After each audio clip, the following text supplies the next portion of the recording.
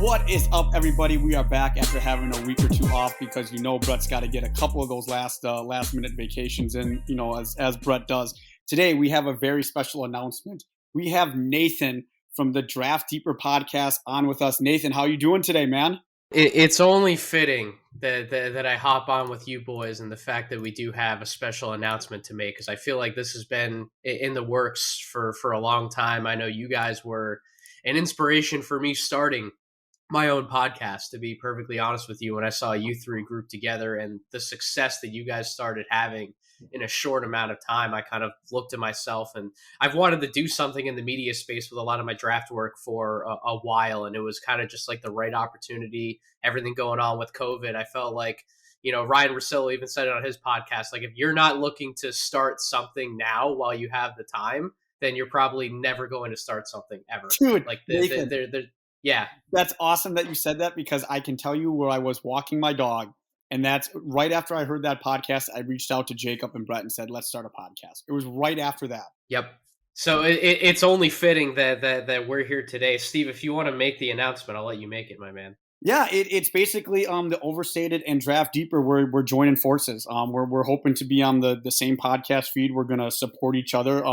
And I mean, I'm happy to have Nathan on. I know Jacob and Brett are. It seemed like just a perfect fit for me. And I know I reached out to Nathan kind of privately just to gauge his interest, and he was on board. And we've collaborated in the past before. And I just think it's a no-brainer. Nathan has done fantastic work. I mean, he's absolutely killing it on social media. I mean, he's had Chad Ford on. He's had David Thorpe on his podcast. I mean, he's phenomenal, and you could tell that he knows what he's talking about. I go him for all the draft stuff. I like to check out his work. I listen to his podcast. It's great. He's also going to be featured on our website whenever he's got the urge to write something. He's going to have kind of carte blanche, and this is a partnership. He has his brand, we have ours, and it's just going to combine forces, and we're all equal partners in it. And I can't thank Nathan enough. Like I said, it seems like a no-brainer, man. So welcome, Nathan. Welcome. Yeah, man. I'm excited to join the team, and I think that's one thing I celebrate about having my own brand is that, I'm not. It's not like I'm like quote unquote signing a contract with anybody, right? Like, I can bring my podcast over to you guys. We can join forces. We can merge. I know Draft Deeper is certainly going to be doing some other stuff in the writing space specifically as well. So if you are a fan of my show, like I said, we're going to try to merge feeds here. So my show should hopefully appear on the Overstated NBA feed. Definitely stay tuned to my show to hear more announcements about that. But Draft Deeper is going to be in multiple places this year, boys. It's not just going to be my own little thing that I'm cooking anymore. I'm really excited to expand this to however many avenues that I can. And yeah, joining forces with you guys over on the podcast side, that's just like a very logical first step for me. So I'm excited about it. And I've already had you guys on my podcast enough. I finally got fucking Steve on there. It's incredible. I finally got him on a podcast too. And I've been on your guys' show doing some draft stuff, but being able to collaborate a little more on a lot of NBA stuff, I think we're all excited about that front, because it's not like I'm only watching college basketball during the year. So I'm excited to do a lot more things with you guys and to join forces. So thank you for having me. We're super excited. It's too good. It's way too good of a fit, and it makes all the sense in the world. And I'm excited. I floated out an idea yesterday. Who knows if it'll happen? It's just an idea. Maybe Steve and Nathan. Maybe with some help from Jim. Maybe we do a little gambling podcast. You never know, man. There's a lot that can go on here, and it's great when we've got a awesome episode. We've got Brett here. We've got Jacob here. It is about. Oh, it's about 5:45 there for young Squire Jacob there in the UK. But we're going to do best young cores today. Nathan, Jacob, and Brett are going to give you their top 5 young cores. Per usual, I am going to be trolling. You'll probably hear a couple #Bucks and Six. And I'm happy that Nathan's on once again. As Nathan said, I finally got on his podcast, and sure enough, I get on his podcast. Literally within 2 weeks, the Bucks win the NBA title. The best good luck charm, I think. I think that's why it happened. It might be, Nathan. It might be. So I'm excited. Like I said, I can't contain my excitement. This has been in the works for a couple months now, and it's awesome. So we're going to do a round robin. I'm going to let Nathan, since we just announced this, you're going to go first. We'll go Brett next, and we'll have Jacob go third. And then we can kind of, I don't know if we'll do a snake draft. We'll kind of see how it goes, but we're doing top 5 NBA cores. Starting now, Nathan, do you want to start with one, Nathan, or do you want to start with five and when we work our way down? Well, so I think before we even get to the cores, I think we all had a conversation about we need to lay the groundwork a little bit as to how we went about doing this exercise and why we're ranking these cores the way that I do. So I think I'll start with giving my reasoning, and then we can probably go around in the same order and kind of just give our reasons before we jump into it. But just really quickly, when we talk about young cores, obviously there needs to be one or two potential major building blocks in there. And then there needs to be depth within that young core as well. And pieces that I think we're talking mainly about 24 and under. I think Jacob was in that same space as well. I have a few guys on here who I'll say who are technically 25 years old, but I still consider them either part of the young core or by playing experience. They might still be like rookies or sophomores in the league. So that's why I'm technically still grouping them in. But also in grading the cores, and I'll be curious to hear if you guys have some of the same reasoning. When we talk about core, I'm trying to list off pieces that I think will be there pretty much for the long term. Like I don't know if I'm spoiling anything for anybody, but like I don't have the Orlando Magic anywhere close to my top five in this exercise, for example, because I don't know who's actually going to be on the team after like this year. Like there are so many moving parts for a lot of these teams we can talk about. Where a team like Orlando, for example, might have like 6 or 7 guys we can mention who are worthy of being in this exercise, but like 5 or 6 of them could end up being traded like by next year as Orlando starts to evaluate their roster and kind of make a direction for where they want to go. Some of these pieces might not fit either their timeline or the direction where they want to take the franchise. So that's really my reasoning behind where I rank these cores and who I have as part of my top 5. I think definitely, it's good to have a little bit of flexibility, like with the, the specific ages, kind of for what the reasons you said, Nathan, because there could be guys that are like, I've only been in the league 2 years, but they're 25, like somebody like Cam Johnson or Brandon Clark or somebody like that.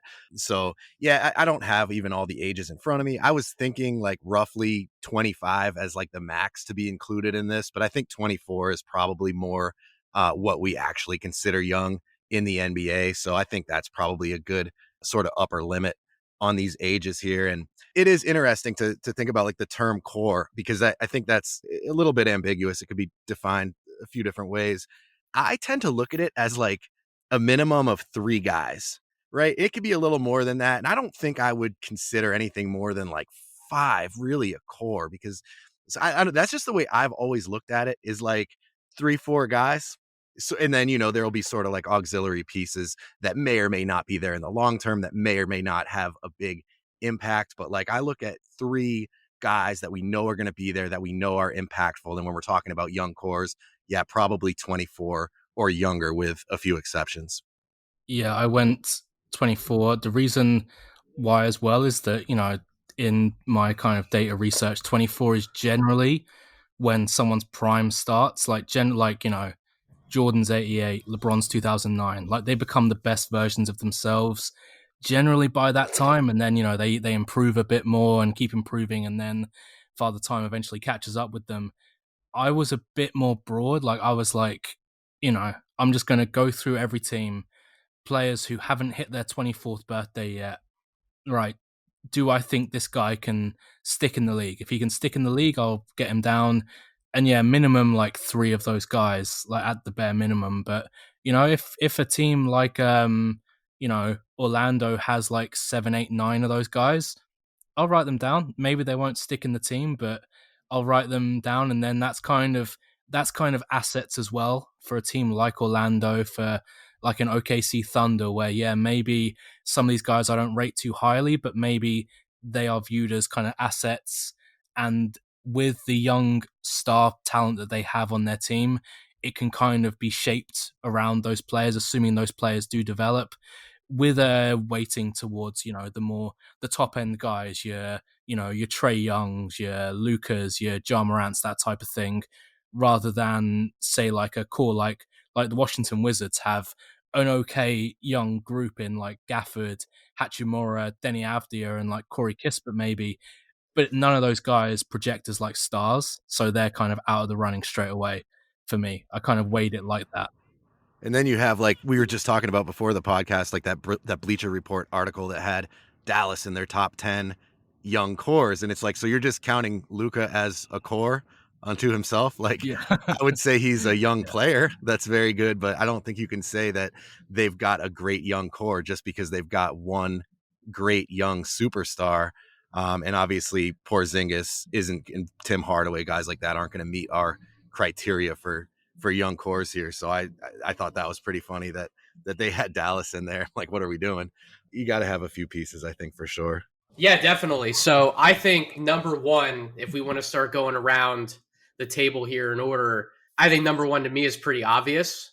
To me, it's the New Orleans Pelicans because I think they have the best player on the board that I think we're going to talk about today in Zion Williamson. And if anyone wants to disagree with that point, I mean, sure, if we would have technically included Dallas in this exercise, which given Brett's comments, we all agreed with those comments in the chat that we weren't going to include Dallas. Luca could have technically been the best player in this conversation, but Zion, holy shit, guys, the year that he had last year.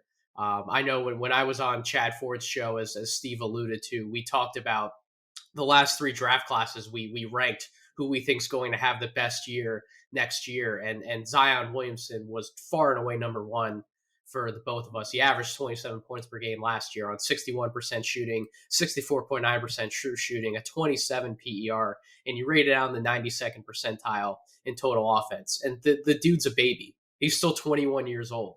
Like, what the hell is that going to look like 3 to 4 years down the road from today? Like, I don't know what that's going to look like. I know for a fact he's going to be in MVP conversations, and I would venture to say that he's definitely a likely candidate to be in top 5 player in the league conversations. Absolutely. I think, to me, he is the one guy on this list I think has a chance to be the best player in the NBA. So in my opinion, when you factor all of those things in, I think that just himself alone drags New Orleans up to the top of the young cores conversation. But then you still have Brandon Ingram, who is only 24 years old. He's certainly gotten better in multiple facets of the game. We were always intrigued with some of his playmaking and some of his passing ability when he was out with the Lakers. And then he goes to New Orleans. He ups his scoring averages. He becomes a much more comfortable finisher around the basket. Definitely improved in that area. Defensively, I think he's lost a little bit of that pizzazz that he had when he was with the Lakers. I still think he needs to reclaim some of that, but I also throw that in, they haven't had a solid foundation from a coaching perspective. So that definitely hurts defensive effort and defensive potential. Obviously, a lot of that comes from coaching and having the right leadership in place, and getting some Bulldogs playing with some of those guys on the court as well. So that factors into that. And then just three other names to throw out there when we talk about a core. I don't know if you guys got much of a chance to see Trey Murphy in Summer League. That guy, That guy's the real deal. He's 100% the real deal. I know Chuck from Chucking Darts, another good draft podcast out there. I know that he was always high on Trey Murphy through the entire draft process this past year. But some of the shots he was able to make off the dribble, the arc that he shoots the ball at, like his size with his shooting mechanics, like he's not going to get a shot blocked at often, if honestly at all, in the league. I'm really enthused by his offensive potential. And then defensively, he's another one of those 6'9" switchable wings. Like, you're talking about a 2 through 4 right there, like Trey Murphy, Brandon Ingram, and Zion. That's going to be a potential nightmare for people to go up against. Just the pure size and the length, the physicality to have to deal with in that 2 through 4. Naji Marshall, he's only 23 years old still. I'm really glad with some of the shooting strides that he made in the Summer League as well. I still think you talk to a lot of different people. I know Coach Thorpe and Coach Pannone have definitely sung his praises a little bit on one of the recent True Hoop podcasts. They think that he can be a scorer in the league for years to come. And then Kyra Lewis is still only 20 years old. I feel like he played 2 years at Alabama. I feel like I've been talking about Kyra Lewis for years, but it just goes to show how much growth he may potentially have. And yeah, he's got some work to do as far as being a point guard. But one of the most encouraging aspects I saw last year from Kyra was that when they did put the ball in Zion's hands and they ran a point Zion style offense, Kyra was the most willing cutter and mover without the basketball out of anyone else on the court. And given his blazing speed, he found so many easy opportunities to get buckets for that New Orleans offense within the half court setting. And then obviously you factor in his speed and what he could potentially be as a transition threat down the road. Like, yeah, I look at all 5 of those guys and I'm like, New Orleans has a lot of really, really good young talent. It's just about the other pieces they put around them, and they need to find pieces that maximize that team's defensive potential. And that, to me, that's going to be David Griffin's biggest challenge. They can score in bunches, but like they made the move. I know they had their eyes set on another point guard right there, and they have Devontae Graham now coming over from the Charlotte Hornets, but like he's not the long-term answer at the point guard position. I don't know if Kyra Lewis is the long-term answer at the point guard position. I don't know what their long-term answer ultimately is at center, either if Zion's just going to be like a point center or whatever the case may be, but they need to find ways to make sure that those core 3 that I outlined at the start improve defensively, and then you need to find 2 other really solid defensive pieces to put around them. And then we're talking about a team that can compete in the Western Conference. Yeah, man, I did see Trey Murphy at Summer League. I saw them once, I think, but he really stood out to me. He was probably my favorite player that I saw, or the guy that impressed me most. His jump shot is pretty flawless. He gets it off quick. He knows how to get to his spots. It's just a beautiful shot in terms of mechanics, release, everything. He was a little bit longer and a little bit more athletic than I realized. He gets off the ground a lot quicker than I expected him to. He had a couple of big dunks in the game I saw, and just his length really struck me. I think he's listed at 6'8". I'm not actually sure about his wingspan. I know you probably know, but he just looked long. He looked probably more like 6'9" with a 7-foot wingspan. Like if I was just, just looking at him. So yeah, that was an excellent pick. And I said somewhere, either on the pod or on Twitter, I actually talked about him a little bit on our last podcast, but I think he could be like the Saddiq Bey of this draft class, a guy sort of drafted in that same range, who's maybe a lot more NBA ready than people realized, who can just kind of do a lot of things, can play some defense, can shoot the ball, just sort of a mature player. And I think he's actually got a little more upside than Saddiq Bey. So that's really exciting. And I do see him as sort of their third big piece of this young core. And then as far as Kyra, I'm going to be interested to see what that starting lineup looks like. I guess the assumption is that Devontae Graham will be starting at point guard, but with the increased ball handling responsibility that Zion had in the second part of last season and will have going forward, I do wonder if Kyra might be the better fit when you're kind of not asking him to be that full-time traditional point guard. Like you said, he's probably not quite ready for that, but with his speed, maybe he's the better complement to like a point Zion. I don't know. It'll probably be like a point guard by committee kind of thing with those two. I think they'll essentially split the minutes, but we'll have to see. I'm a huge Ingram guy. He just turned 24 like the other day, so he's still super young. And then as far as Zion, somebody was like talking about who's your pick to lead the league in scoring, and just kind of as a fun answer, I threw out Zion. But I really think he could maybe approach 30 points a game next season. I just don't see anybody stopping that kid. I think if he has the minutes and the health and continues to improve, add some things to his game, like 28, 29 points a game is certainly not out of the question. And that's going to come on extremely good efficiency. So I think he's primed for a monster season for sure. Oh, I think he's going to average over 30 points per game. I don't know how much over 30 points per game, but I think like a 2 to 2.5 points per game difference or uptick, like that's nothing for somebody who scores at the rate that he does. Right. And then you talk about how much better he's probably going to continue to get from the free throw line as well. Like I don't even need Zion bombing threes from the perimeter. Just do and show a lot of what Giannis did in this playoff run. Just be able to get to the line reliably and make your free throws when you're there. And that's the easiest way to uptick your scoring average by like 4 to 6 points per game. That's such a good point. This is something I think about a lot, and it's definitely come up with Ben Simmons and with Giannis, where it's like everyone wants them to be shooting threes. They're like, oh, when's Ben Simmons going to shoot a three? Ben Simmons doesn't need to shoot threes. Neither does Giannis. They just need to make their free throws. Like so much of the problems that Ben Simmons runs into in the playoffs are because he can't make free throws, and because he can't make free throws, he gets timid, and it just sort of spirals out of control. And it's like, just worry about that. And yeah, Zion, man, if he could get up to like a 80% free throw shooter at some point, I'm not saying this coming season, but like Yeah, that's a pretty easy boost to the scoring. And what was he at last year? You said like 27 something? 27, yep. Yeah, I mean 30 would be pretty easy, man, if he keeps up that efficiency and gets a little better at free throw shooting. It's crazy to think about, but I do think that's a pretty realistic expectation. So Brent, what is your number one core then? I guess we can move to you and then we'll hit Jacob. Yeah, that sounds good.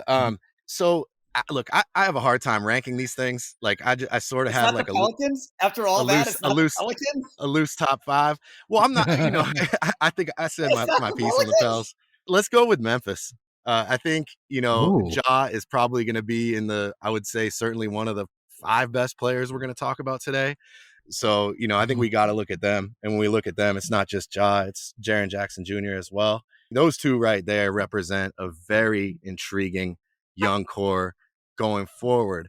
And then obviously they've got some nice pieces surrounding them. When you look at potentially Zaire Williams, we'll see how he turns out. But then they've got a couple of those older guys that came in a little bit older, like Desmond Bane and Brandon Clark. They've still got DeAnthony Melton, who's probably a lot younger than people realize. So that's a really interesting team going forward. And I guess the big question is like, what are they going to do with Jaren Jackson Jr.? Like I brought this up in our Facebook group last night. A lot of people are saying they should hold off on extending him. I'm of the belief that they should just commit to him and give him that max rookie extension, give him that, that Tatum money or whatever, that Donovan Mitchell money. Like I think he's deserving of it based on his upside alone. And we saw what happened with John Collins. It obviously worked out okay for the Hawks and for Collins, but he wanted that extension before the season and they couldn't agree on one. And it sort of hung over the team throughout the season. And I think Memphis would want to avoid that and just commit to Jaren Jackson. I know he's had some injuries. He's missed, I think, almost half the possible games he could have played in his first 3 seasons. But at the same time, like the injuries probably aren't as bad as people make it out to be. Like I know he got shut down his rookie year with like a thigh contusion, not a major injury. They're just being cautious. And then with the meniscus, when he hurt that in the bubble, I think he missed more time than he probably needed to. I think he could have come back in like January. That would have been more the standard timetable for that injury, but they kept him out, understandably, to play it safe. But then when you look at the total picture, it's like, oh my God, this guy can't stay on the floor. All he does is get injured. And it's like, nah, people talk about him like he's Zach Collins with the injuries. He's not. It's not like that. And he came back from the meniscus, no worse for the wear. There was obviously some rust, some conditioning issues, some timing issues, but he looked sound. So that's not as big of a concern for me going forward. And the other big knock on Jaren is his fouling issues. He commits quite a few fouls. That's been a problem for him since he's been in the league. I think with him, he just needs to get stronger and those fouls will come down. I think a lot of those fouls are the product of him just not being strong enough to stay He can't vertical. hold anybody in front of him. That's his problem. And so if you back him down far enough, like eventually Jaren's like, all right, I got to hack this guy or else he's just going to keep getting up easy 2s on me. So exactly. And you see that a lot with these, young big guys like, Mitchell Robinson, Daniel Gafford, guys that just rack up these fouls when they kind of are first coming into the league. And part of it's just like a sort of lack of defensive IQ and technique. And then part of it is also the strength. Like Jaren needs to be able to stay vertical after absorbing contact. And I think that will come in time. So I'm not too worried about like the 2 biggest knocks on him that people bring up. I just think he's a kid that in 2019-20 shot just about 40% on 6.5 3-point attempts per game as a 7-foot 20-year-old. Like who does that? That's crazy.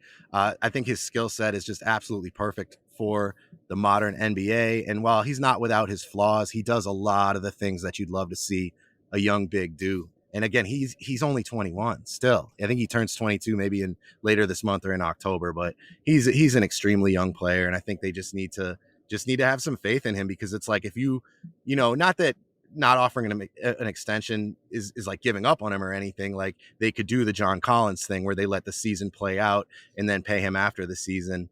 Although John Collins didn't quite get that max, but he got a nice payday.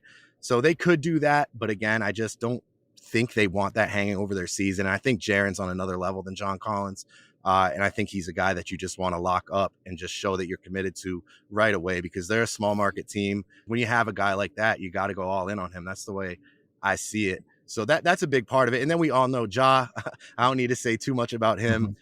Just a spectacular player. I definitely one of the best young players in the league. I think he's right there with Trey Young on that level, in that tier of players. I'd probably give Trey a slight edge, but he's right there. So just between those two, and I like the building blocks they have. I like the culture they have around them. I think the future is really bright in Memphis. I just hope that they know what they have in Jaren and lock him up long term. I think that's super important and needs to be their priority right now. And I do think they'll get it done before the season starts, if I had to guess. Yeah, I mean, one thing that's it's worth noting about Memphis is as well, if we fast forward a year to the next NBA Finals, Ja Morant, Jaron Jackson, Tillman, Desmond Bain, and Zaya Williams will all still be 24 or under.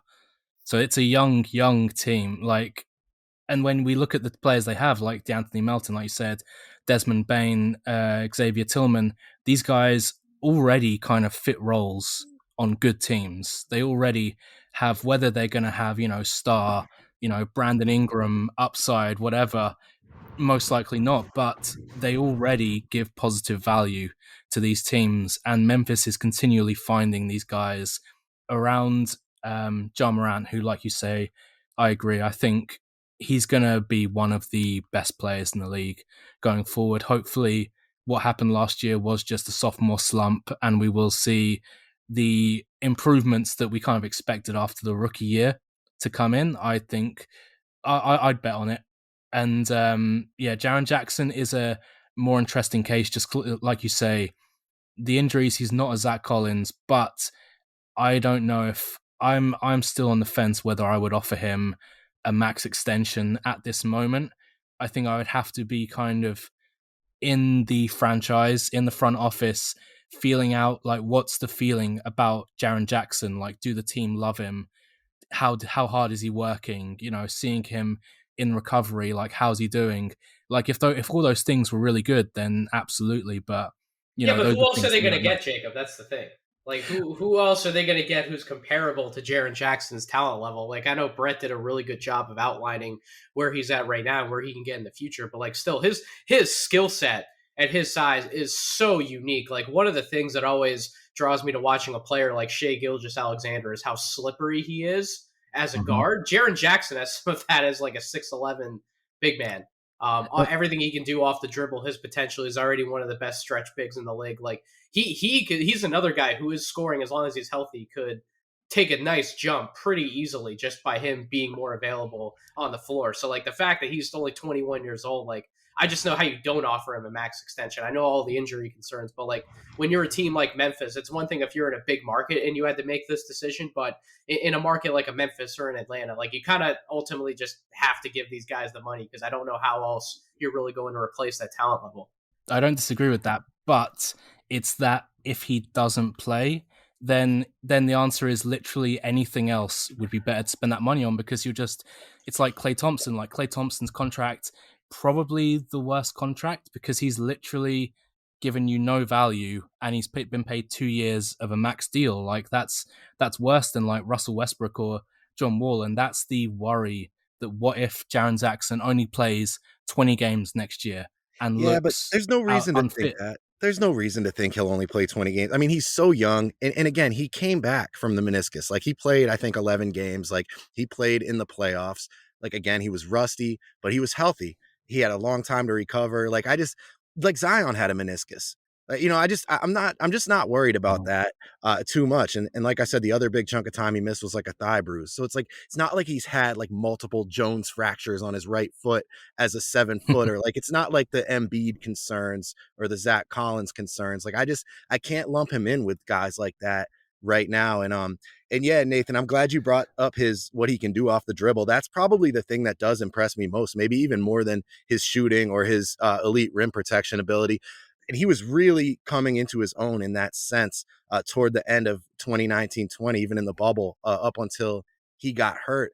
I was just blown away by how he could attack a closeout. It's like when you have to close out on a guy who's 7 foot and he can then put it on the floor and take it to the hole. Like there are not many guys who can do what he does. And again, yeah, when you're a small market team, like, you just have to know that you've got a unicorn here. And yeah, there's a little bit of risk in terms of injury, but man, I think as long as he's healthy, he's going to really develop into one of the better bigs in the NBA. I mean, he can really shoot the ball. It's not just like he can occasionally step out, like he can really shoot it and shoot efficiently at a high volume. And he's a legit 7 foot now. I just think the sky's the limit with that kid. And I think he's going to be one of the more, I think he is one of the more slept on players heading into next season, considering just how good he can be if he's healthy. And he is healthy. You know, I just think you have to be a little more optimistic with that. Like, yeah, you have to assume he's going to play. Jacob, do you have a different number one team than Brett or I? I do, actually. Oh, my God. The guys we named, so Pelicans, I had second. Memphis, I had fourth. I also Memphis 4. Oh, that's good. So we've actually just hit, and I assume Brett had the Pelicans in his top 5. I'm just gonna assume that. So we have already hit on. We all had 2 of the same top 5. My number 1, which I am shocked, color me shocked that no one else had number 1, because for me it was like the clear as day answer. The Atlanta Hawks. They're number 2 for me, so we're close. So yeah, like for me, it's just. And it's not just the talent, because I agree, like you look at someone like the Pelicans, you have Zion, who I agree, I think he is going to be the best player we talk about this episode quite clearly and has the highest upside. And Ingram, you know, top 5, top 10, top 15, whatever. He is like no other team, I think, has a number 2 like the Pelicans have. But the Hawks have a team. And that's something I value here, is that I look at their young players, Trey Young, Collins, Hunter, Reddish, Herter, Okongwu. They just drafted Jalen Johnson as well, who I'm not going to worry about too much because that's a bit more of an X factor, same with most of these draft picks. But that whole team, I can like see them in roles in a roster together. And that's something that I can't see as much with maybe like an Orlando, or maybe like a Golden State Warriors or something, who have good young cores but don't have the players that fit into roles. Like someone like Kevin Herter is maybe the 5th best guy in Atlanta's young core, and he's already like a 6th man level player, which is just, it's amazing. You look at Deandre Hunter before his injury last year, and he looked like he'd taken the jump to being a legit 3-and-D wing player. John Collins, we've already talked about, has a lot of really good upside as a scoring big. He's been one of the best scorers statistically since he came into the NBA. And obviously Trey Young, probably the 2nd best guy we're going to talk about here, and probably has the 2nd best upside maybe of the guys we're going to talk about here. And we've already seen him in the playoffs. We've already seen that his game does translate. He's already, if not one of the 5 to 10 best offensive players in the league, he's probably going to be that next year. Whether, you know, I have problems about his defensive shortcomings, to me, this Hawks team, there's already been some proof of concept, even though I think the conference finals was a step above where they actually were last year. I think, you know, that's down to them just getting lucky in a 7-game series against Philly. I think that they're probably, most people have them like between the 4th and the 6th seed in the East next year. That's not something I think we can say about a team like the Pelicans and Memphis. And yes, they're in a harder conference, but just them getting into the top 8 would be impressive. Whereas for Atlanta, if they come 6th, that might be seen as a disappointment for them. Like for me, this team is very clearly currently the best team, and going forward is probably going to be the best team for another couple years, with guys who already fit roles, and we already have kind of proof of concept that they are good NBA players. Whereas for guys like Kyra Lewis Jr. or Trey Murphy III, yes, we can project them forward, but there's still variance in their results. And I don't see that so much with the Hawks. And for me, that certainty put them pretty safely number 1. Yeah, they got to be in there. They're definitely in my top 5 as well. And yep, they proved it, man. They've already accomplished a lot together, and that goes a long way. That's something that they're really going to carry forward with them. They've got that conference finals DNA now in that team, and that's going to be huge for their continued growth. I think they definitely are a little bit crowded. It's a great problem to have, but they're going to have to make some decisions going forward.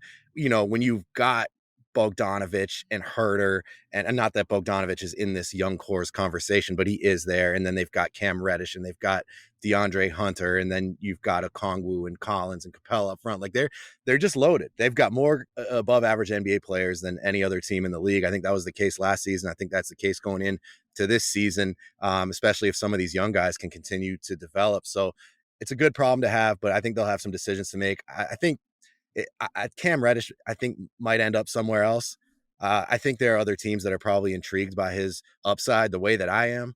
And, if he's taking a back seat to Hunter there, maybe he's a guy that they look to move on from. And I'd like to see it. I think he really could use a change of scenery, but also he could really help them too. If he can sort of find the right role, maybe playing some 4. I'm not sure what that would look like, but there's no doubt about his talent. They're really something. It's pretty awesome to watch what they're building in Atlanta. I respect everything they've done tremendously. So I think as far as the guys we can talk about for Atlanta in this conversation, Trae Young, John Collins, and to me, I think DeAndre Hunter are probably the 3 guys that we know are likely to be there long term. We list off all of the other players, Kevin Huerter, Cam Reddish, and Onyeka Okongwu, Jalen Johnson, Sharif Cooper. They all belong in this conversation because they are technically a part of those young guys, whether they use all of those assets and maybe another draft pick or 2 to bring in somebody like a Bradley Beal. I know Chad Ford brought that up like that. I agree with that. And Coach Thorpe talked about that as well. Like that trade is out there. I think that trade could be legitimate. Like if Brad wants to leave Washington, why wouldn't he want to go to Atlanta to play with those guys? They already made a run at the Eastern Conference Finals. Like those guys are ready to continue winning games. The East is going to be tougher as long as everybody is healthy this year than it was last year when you saw multiple teams break down because of injuries. But yeah, those guys alone, I mean, we know what Trae Young and John Collins can do. And I'm glad you mentioned DeAndre Hunter and you were talking about his impact because I read off some numbers of DeAndre Hunter. I think defensively, he is far and away the best player that we can talk about today. And I'll read you off some synergy percentiles just to back up my case for your audience, in case your audience doesn't look through synergy as often as I do and look at some of this stuff. I pulled some of these numbers for my podcast with Chad, but he was in the 94th percentile in total defense. He was in the 79th percentile in defending the ball handler and pick and roll. He was in the 80th percentile defending spot ups, 97th in handoffs, as well as defending the roll man in pick and roll situations, 93rd on jumpers, 96th around the basket, 90th defending catch and shoot looks, and the 88th percentile defending all jump shots off the dribble. There's literally no weakness defensively in that man's game. And that is absolutely impressive and absurd when you consider how young he is, still at only 23 years old. So those 3 guys alone get you to number 2 in this conversation. But I agree with you, Jacob. It's more of a depth thing. Like, I don't even know if Trae Young and John Collins are like the next 2 guys that I would definitely say are the best in my tiers behind Zion, but they just have an embarrassment of riches. And that's why, to me, they're number 2. But I didn't rule them out for number 1, Jacob. I could have also made that switch, and I could have put them in number 1. But I wanted to reward Zion for that spot. But yeah, that has us covered. So I mean, I think Brett has a number 2 team then that we haven't talked about, right? Yeah, they might really be my number 1 actually as well. I just was kind of excited to talk about Triple J, so I jumped the gun and went to Memphis. What's up, everybody? Thank you for listening to another episode of the Overstated NBA Show. I just want to remind everybody this episode is brought to you by Manscaped. Manscaped.com is where you can get all your stuff. Use promo code Overstated. You get 20% off. You get free shipping. I sound like a broken record. I've said this many times before. Manscaped has changed the game for me. Not only does the razor, it can go in the shower. It's got a cool light on it, but the ball deodorant. Who doesn't love ball deodorant? Your armpits need it. Your balls need it as well. It's awesome. You smell great. There's no chafing. It's just awesome, man. And I promise your significant other will love it too. So again, go to manscaped.com, type in promo code Overstated. You get 20% off plus free shipping. All right. Now back to the episode. Let's talk about the Celtics. Yeah, they're my number 3. I mean, so there you go. Jaylen Brown is still only 24. Tatum is 23. And then I would say the other piece of that young core is Rob Williams. And I don't have it in front of me right now, but he's probably 22. Rob Williams is 23. 23. Okay. So the Jays and Rob Williams, man, that right there, we could talk about Neesmith and maybe Langford and Fast PP, but like I think that's the core right there. And we all know about the Jays. Here's why that's so valuable to me, though. When we look at positional scarcity in the NBA, what position's most valuable, it's pretty much those guys. Two-way wings with athleticism.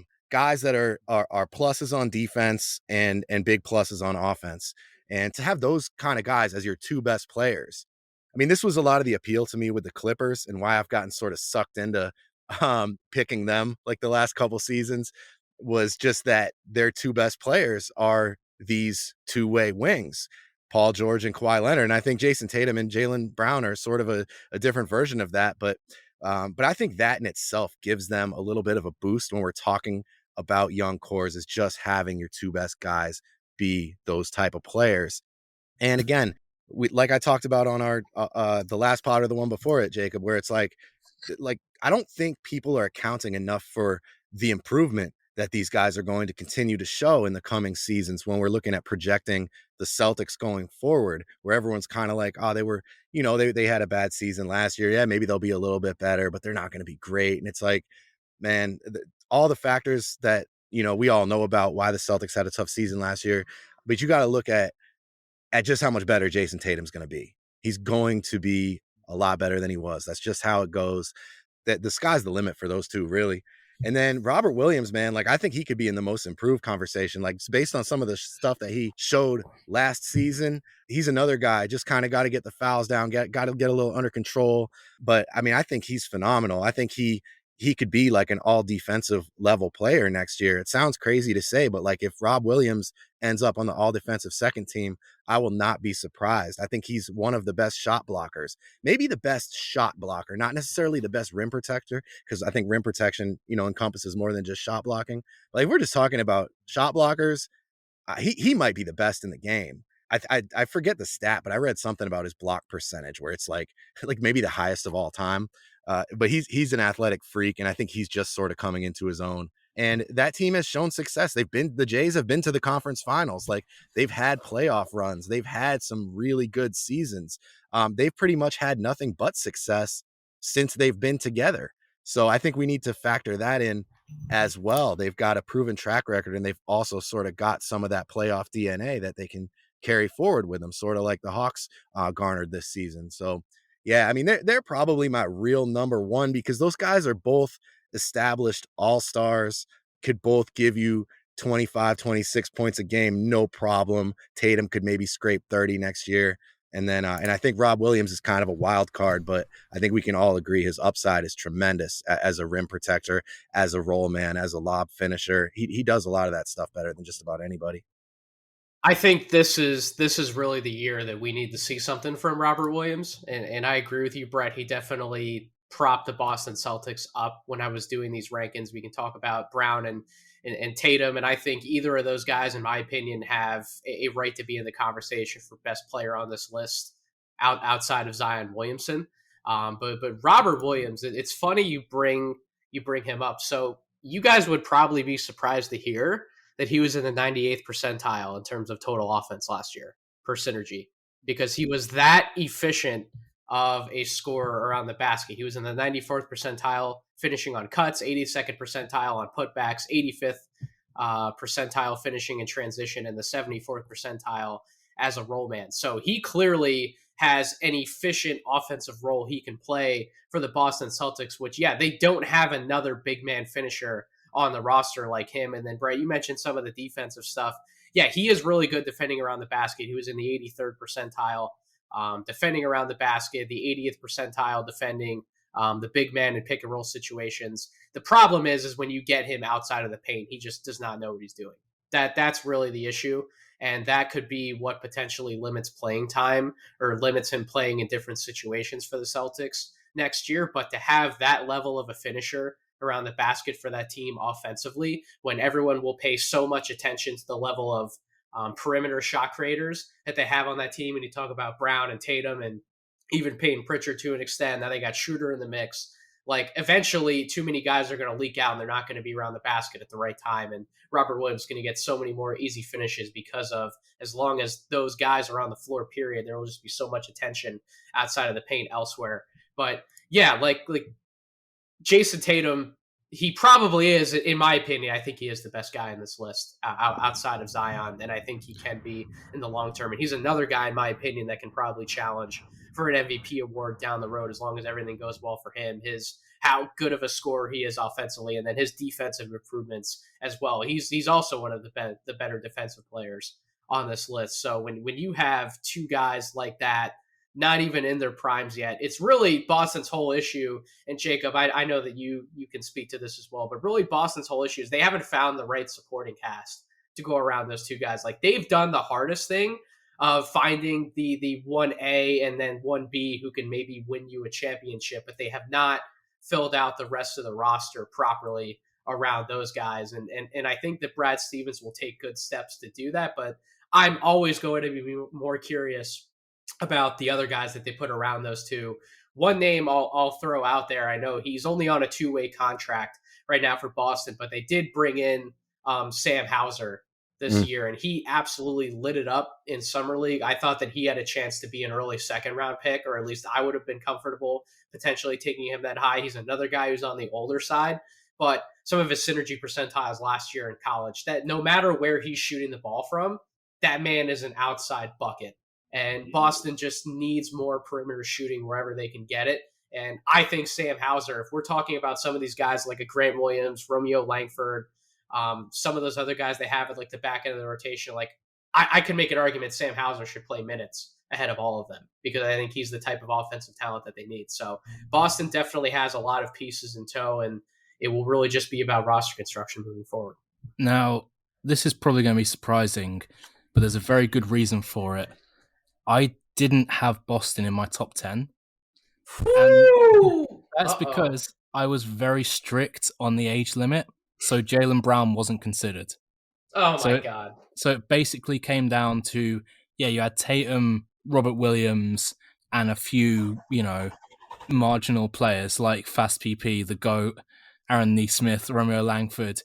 And if I thought that Boston were going to come up in this conversation, which I didn't, I would have definitely not said like Trae Young's the second best player we're going to talk about, because Tatum is absolutely a step above either one. Trae Young, I think right now he's better than Zion, honestly. I think Zion next year could probably take a jump above Tatum, or Tatum could keep improving and take a jump above him. But yeah, I think Tatum is right now the best player. I think he's the actual best player we're going to talk about today. I do too. Yeah, because of how much he can do. I'll be on the island with that one. I think Zion's better than him, but I'll be on the island for that one. I might agree with you. I wouldn't rule out me agreeing with you. Like, by this time next year, like, I don't know what Zion's going to do this year. It could really be crazy, but I'm still, because I have Tatum as like, I don't know, like the 11th or 12th best player in the NBA. Like, I'm a real big Tatum guy. So Jacob, even if we weren't counting Jaylen Brown, you should have expected that I was going to bring up the Celtics, man. I'm so high. And Nathan, like, you brought up the pieces, the supporting cast. Like, they've actually to a pretty large degree reshaped their roster around the Jays this season. It's been a lot of kind of subtle moves, but I do like what they've done. And I think this might finally be it. When you look at Marcus Smart playing point guard, like, I love the idea of that. And then you look at Hauser, I think like they've always needed shooting. So between him and Nesmith, like that, they might get what they've always needed. And then they also brought in Juancho Hernan-Gomez.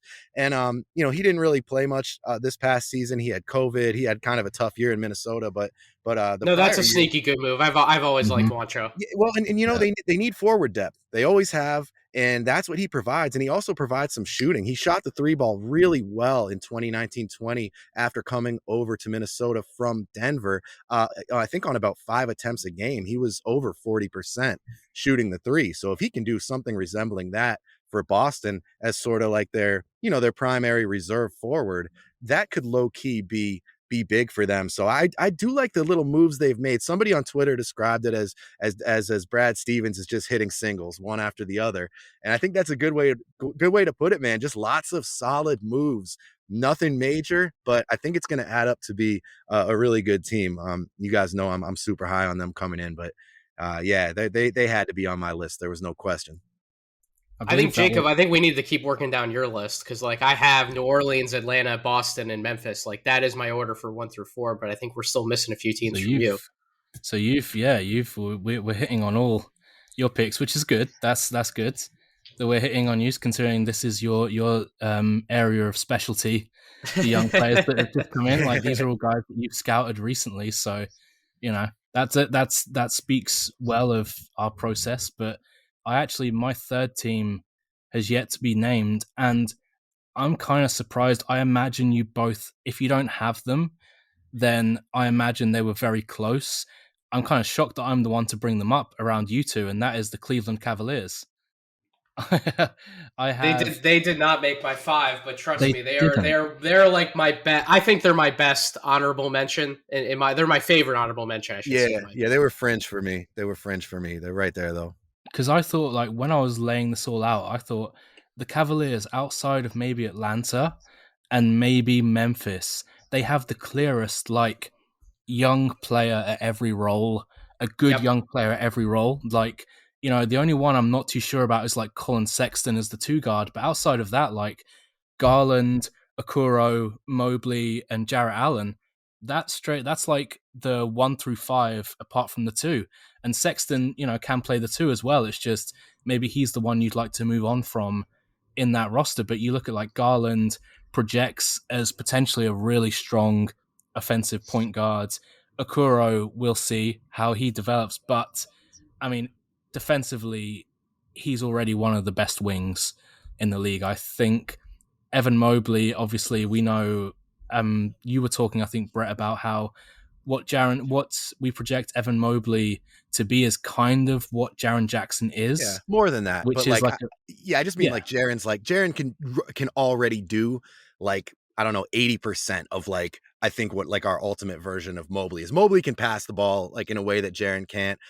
He probably projects as a better overall defensive player. I think he's a little bit higher IQ player. Like, Nathan, you definitely could explain that better than me. But yeah, I mean, like, he's like Jaren plus, like, his ultimate version, the shooting, the rim protection, all that. Yeah. And outside that, and obviously Jarrett Allen is just an awesome run jump center. That's a great pick. I mean, Jarrett Allen, one of the best shot blockers outside, obviously, Robert Williams, who you named earlier. Jarrett Allen is an awesome young center. I think every young player they have in that core, I can see, like, I can project that forward and I can see a very clear role for them on great teams. And there aren't many rosters where I could do that. There were teams like OKC or Orlando where I think they have more great young players, but there's some of them I don't know what their role is on a great team. Whereas for someone like Jarrett Allen, you absolutely know what his role is. For someone like Okoro, you know what his role is. Even someone like Sexton is, like, already a very, very punchy scorer on the perimeter. Like, for me, this roster, I was shocked how good I think the Cavaliers' young depth is. Like, 5 deep, real talented players. And we'll see how hopefully they run them all out together, because you can run their entire youth setup together at once. I would love to see that, and I would love to see them lose a ton of games and, get Chet Holmgren next year or something. Like, I would love to see that. But yeah, I think this Cavaliers roster is one of the deepest, maybe not the most top heavy, but one of the deepest youth movements in the NBA right now. So whether they move on from Colin Sexton or not, that can certainly be a conversation. It seemed like all of the indications this offseason were that they were going to do a trade with him, but they never did. They do bring in Ricky Rubio in the backcourt to kind of help some of those younger guys. I'm not sold yet still on Darius Garland.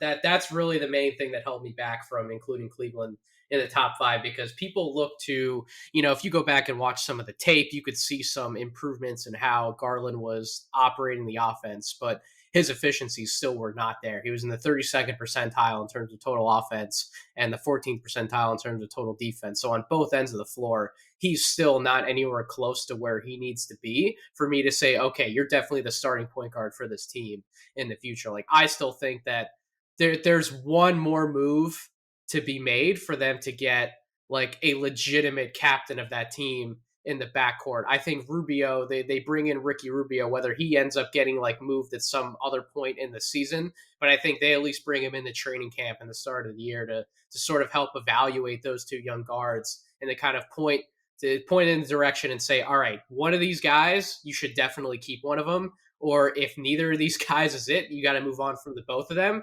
Then I think that to me is a big reason why Rubio's there. He's there to help mentor them, see how far they can continue to grow, and kind of point and say, all right, this kid's either going to make it or he's not. So that's their main weakness. But yeah, as far as their front line, Jacob, they have their front line for the future. They have Okoro, Mobley, and Allen. That's locked in. That's what arguably a pretty picture perfect 3 through 5, as long as Okoro keeps improving his catch and shoot offense. And then two other guys that they have on the bench, Dylan Windler. He's 24 years old. When he's healthy out of Belmont, he is a lights out shooter from 3-point range. And then they still have Lamar Stevens there. And Lamar Stevens could, I don't know if it's going to be for Cleveland, but for somebody, I think he's going to be a really good bench contributor. I remember going to scout and see Lamar when he was in high school at Roman Catholic in Philly. I went and scouted him at Penn State, and now I saw him out at Summer League, and his physical transformation is absurd. Like he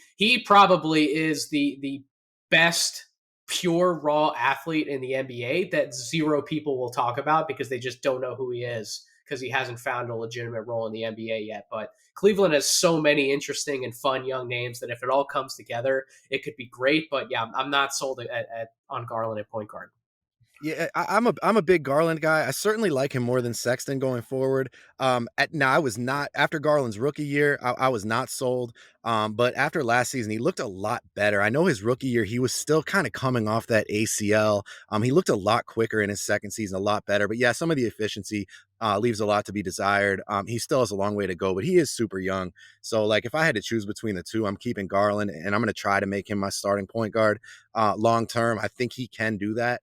And I would definitely move on from Sexton. I'm not a big Sexton fan. I just don't love his game. I respect how hard he works. I respect how hard he plays. He's improved a lot. He's definitely proven me wrong already because I was pretty low on him coming in, but I still don't think he quite fits in. A guy that we haven't mentioned, I guess because he's 24 now, is Laurie Markkanen. But, I'm kind of thinking like 24 and younger for mine. So I'm even putting him in there. I think I'd probably have them like 5th on my list now that I look at it now, but his shooting should help them a lot. I think that's really what they've needed. And I'm glad you brought up Windler. I like him a lot. He's just had some injury problems. But not only does he shoot the ball real well, he rebounds it really well too. That always impresses me when I watch him. He's a surprisingly good rebounder, just a nice player to have out there, a positive contributor.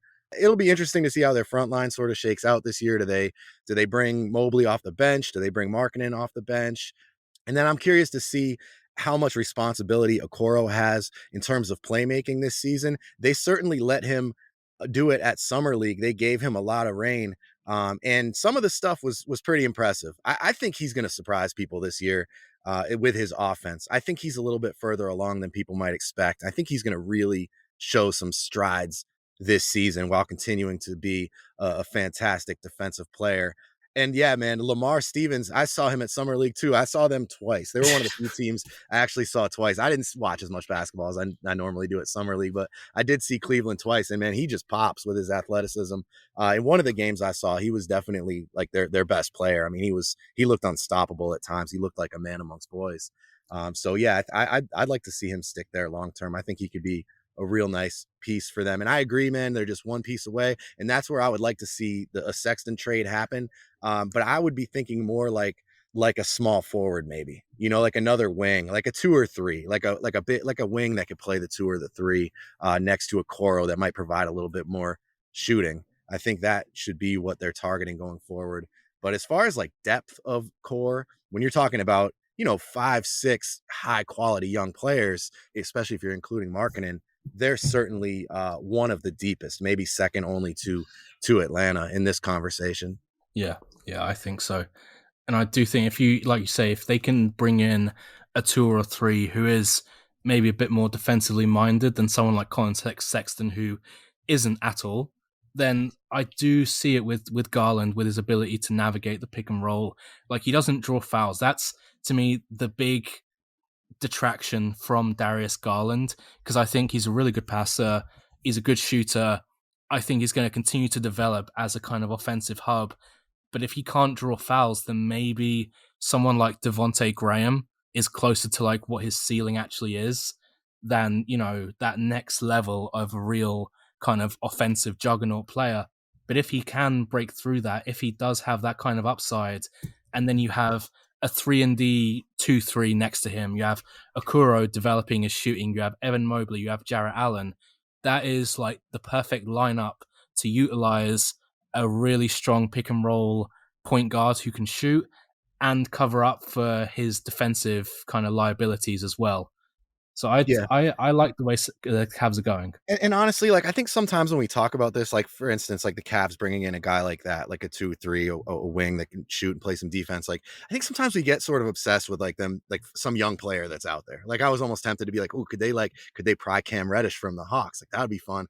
But it's like, they could just get a vet, just get a 30-year-old, that can shoot the ball. Like, it's going to benefit all those young guys eventually. And it's always good to have vets around. And I think a team like Cleveland could actually use a guy like that because everybody else that's going to be getting minutes for them, other than Rubio, and which I love. That's the reason I love them bringing in Rubio. But if they could get maybe another guy in that sort of age and experience bracket that could be a positive contributor, I think that would be huge for them.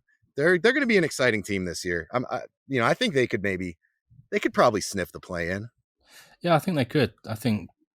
But the East is quite strong now. It is. Like, but it's a crapshoot. It's a crapshoot. Yeah. I maintain that between 4 and like 13 or 4 and 12 in the East, or probably either conference most year, it's a freaking crapshoot, man. Like, just trying to predict who's going to come in 10th and who's going to come in 6th. It's like, I don't know. So anything could happen as far as I'm concerned in that range. Absolutely. Charlotte, like if I told you Charlotte next year they'll be the 6th seed, I'll be like, maybe. Actually, I could see that. Are we going to talk about them? They were in my top 10, but I didn't have them top 5. I don't know about Nate. I did not have them top 5. So that's wait, Brett. So who is number 3 on your list then? Because you had Memphis and Boston, and then who's number 3 for you? We are going to go with the Oklahoma City Thunder. There freaking is. I knew it was coming. Yes. Well, I told you guys before, like, this is, there's going to be some favoritism here. Like, they're definitely my favorite or the most fun, I think, young core, and that I can't help but factor that in. No, man, they're going to be awesome. I love what they're doing. Like, they're emphasizing length and versatility, ball handling, playmaking forwards, guys who can probably play 3 positions. And obviously the centerpiece of their young core is Darius Baisley. No, I'm just kidding. Shai Gilgeous-Alexander, who was just absolutely phenomenal last season. He did have an injury, and then that sort of got dragged out as they were trying to tank, because when he was on the floor, they actually had a pretty good record. Like, in the games that Shai played, like, they weren't bad at all. They weren't that far below 500, I don't think. They weren't a bad team when he was on the floor for them. So obviously that sort of went against their objective last season of tanking, and he essentially got shut down. And I don't even know that he played half the season, but when he was out there, he was awesome. He took a jump that I didn't expect him to take that quickly, if ever. And he sort of unlocked a vision of his. I tried to tell you about Shai. You told me you were telling me about show in the preseason. Yes, because see, I like Shai, but I always thought of him as like this high floor, relatively low ceiling, probably never an all-star, all NBA guy, but just a really nice player, right? But no, you were right though. He has a lot more upside than I realized. He is one of the most complete scoring guards in the NBA, and I got a little bit of flack on Twitter for saying that on my account, because somebody from the Step In was like, I think you need to elaborate on that a little more. Otherwise, I think almost everyone would agree with you. But like, I would need to give like a dissertation. I'm not going to fit that in like 125 Twitter characters or whatever the hell it is. But like, really, his only weakness in terms of half court scoring is like he doesn't have the best floater. Yet meanwhile, you see all this footage come out during the offseason now of him like putting in massive work on like a floater in the paint. So it's like, if he gets that down and that becomes a reliable weapon, then what is his weakness? He has one of the best pull-up jumpers from 2 or 3. amongst guards. Mhm. He's improved his catch and shoot. He can finish around the basket and at whatever angle you need him to finish at, between his length, his slipperiness, like getting around people. He can draw fouls. Like, yeah, what can he do in the NBA? It's really about how much of a better passer can he become to take more advantage of some of those scoring opportunities. Is he actually their point guard? I think that too, Brett, is where you and I had a little bit of a disagreement. I think he can get there. I think he's going to get there. You, I think, saw him more as like a two guard, right? You didn't necessarily see him as a lead guard. Yeah, I mean, I think he can definitely play the lead guard. But that's exactly what I was going to say when you're saying like, what are his weaknesses? That would be it for me, is like his passing. I watched just about every Thunder game last season, and that was the one thing, is he misses guys a lot. And I was pretty critical of him early in the season about that. But then I was like, I don't know, maybe he knows they're there, but it's like Lou Dort standing in the corner for a three, or like, you know what I mean? Like, if you look at the players around him, over time, I was kind of like, I don't blame him for getting what I perceive as tunnel vision at times, because it's like, that's still probably their best option, because he was so far and away their best player. So it's not a major concern. I do think he has that in him, but that would be if he's going to be a point guard going forward. Just his passing and his vision, I think, would be a little bit of an area of concern. Not a major concern, but he's certainly not elite in that regard, in my opinion. But I wonder. He has to be better defensively too. Like some of his ratings defensively are abysmal, and like he needs to be better than that, because he's more than capable of being better defensively. He's one of those guys like Donovan Mitchell, where you look at his physical tools with Shea, it's his length. Like, he could be, based on that, you'd think he could be a very good defensive player, and he just hasn't been. But again, man, it's just, you're playing on such a bad team. Like, I have such a hard time reading too much into anything other than just the positive flashes that I've seen. And again, he's got upside that I didn't think he had. So would you say he's the most slippery player in the NBA? Yes. And I think, honestly, Jaren Jackson might be the second most, and we already talked about him. So. Yeah. No, for sure. Both of those guys, Jaren for sure among bigs. And I think Shea overall really might be. I just think that's the word I've always come back to when I'm talking about his game. Shea just does stuff on the basketball court that you can't explain it. Like, if you try to put it in words, you literally can't. He was like that going back to high school. It was why when we were rating guards in his draft class preseason, like freshman guards who I was most interested in seeing, he had some good names along with him, but I was the most interested to see how he would translate, because I watched his tape, his high school stuff, and I'm just like, there's something here. There is something really special here. I promise this guy is going to be a high draft pick. And then when Calipari gave him the keys in that second half of the year at Kentucky, and he put that team on his back, you're like, oh, snap, like, this kid 100% is a lottery pick. The question is, how high can he climb, and how good can he be in the NBA? And I think he's answered majority of the questions that people have had about him. It's just really, is he a one? Is he only a two? Is he a combo? Like, I think this year is where we really see him figure it out, because I think he'll have a little bit better of chemistry with some of his teammates now that some of those guys have been there for a few years. So I think this is his best chance to prove to us what exactly he is moving forward. Yeah, and to his credit, I mean, that year with Chris Paul, he was a two guard pretty much, and then when he became a point guard, he really took a leap. So so far so good. They do have Theo Maledon, who showed some things too as a rookie. He's got a little ways to go. I'm not sure he's like a starting level point guard, but I did like some of the stuff they did when those guys were on the court together. But the thing with Shea, man, it's like, I have a hard time describing it too. I've definitely tried to do it before, but like, he sort of plays his own game. He's on his own wavelength. Like, he's one of those pace guys. Like, Brandon Roy used to be like this. Like, he just, there's no speeding him up. There's no slowing him down. It's just, he will play at his own pace. He will get to his spots the way he wants to get there. And I think that's a very important thing. I think other guys will get caught up in sort of the frenetic, like, speed of the game sometimes. And Shea just is very strong mentally in that sense, where he can just sort of keep it at his own pace. And I think that's a lot of what we see with him, where it's like, how is he doing that? Or, whoa, I didn't think that was possible in this situation. Or like, oh yeah, why not? He does a lot of that. He's a special player, and you really got to watch him to appreciate him, I think, as impressive as his numbers are. Jacob, what are your thoughts on Oklahoma City before I absolutely unload on Brett a little bit for why I don't have them in my top five? So I just to pile on, just a very fun Shai Gilgeous-Alexander stat. With Shai in the lineup last year, they were 16 and 19. With Shai out of the lineup, they were 6 and 31.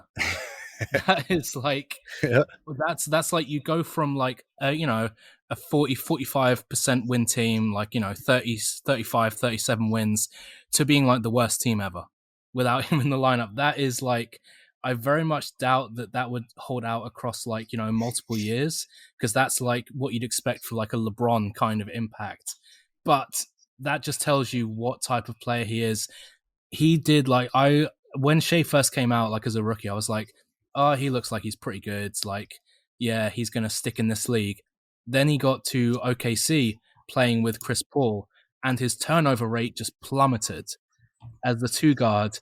And that, I don't think people understand just how important that is, that you play with better passes and your mistakes go down, like your turnovers go down. That considerably. That didn't happen with someone like James Harden and Russell Westbrook playing together. That didn't happen. Their turnover rate stayed about the same. And then you look this year, he becomes the lead guard again, and his turnover rate doesn't really increase, and his assist rate just flies up, like it doubles. It's really impressive to me, like that versatility displayed just in the first 2-3 seasons that he's played.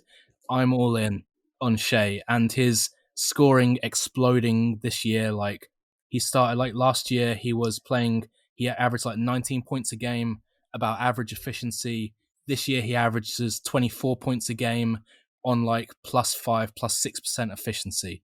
It's super impressive. Well, that's the thing though, Jacob. You talk about his scoring level and where he got to. Like, that's why I actually don't agree with that disparity that you read off record-wise. Because if you take Shai out of the lineup, who is the go-to scorer at that point? Like, they don't have another one. That's it.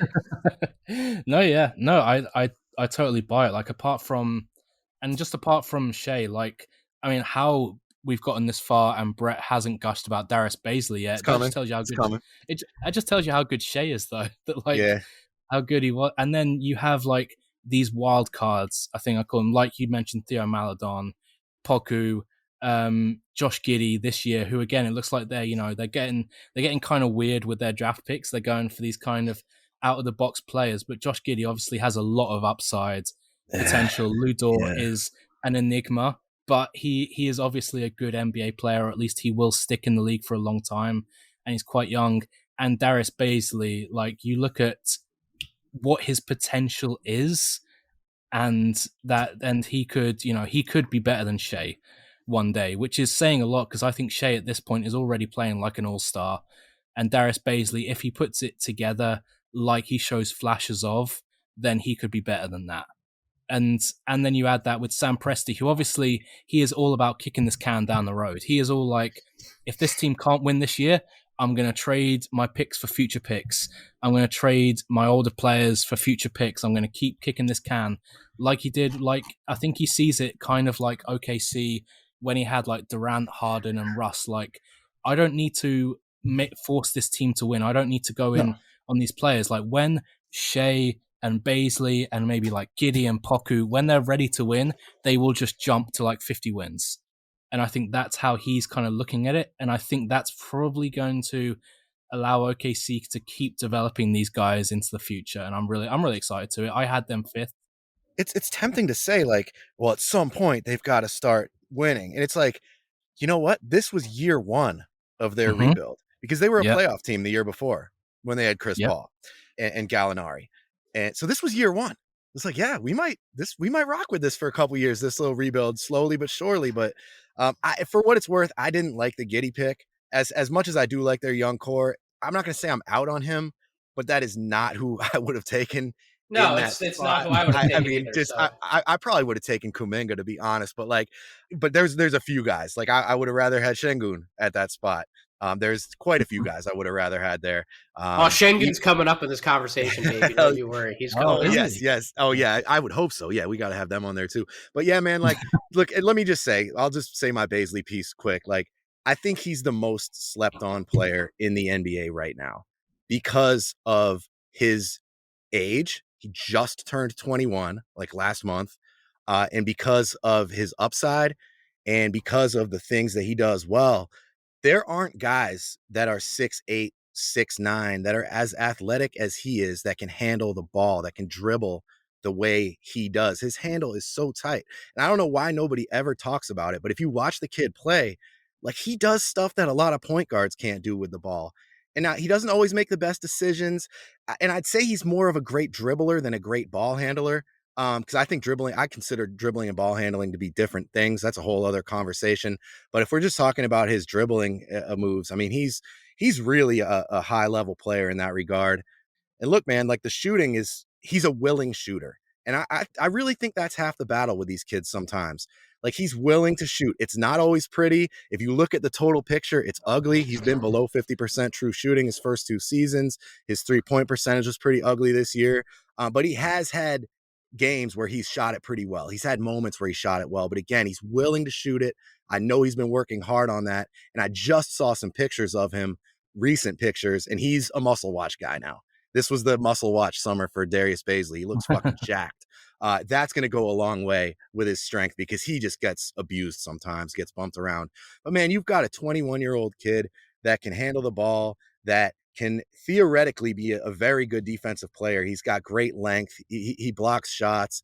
He moves his feet really well. I think he closes out better than just about anybody in the league. His closeouts are textbook if you watch him play. And that's a very valuable skill too, where he can actually jump and extend to contest a shot, and he always manages to do it without fouling. It's very impressive. It's kind of a small thing with him. And he produced last year. You know, he averaged 13 and 7 with about a 3.5 per game.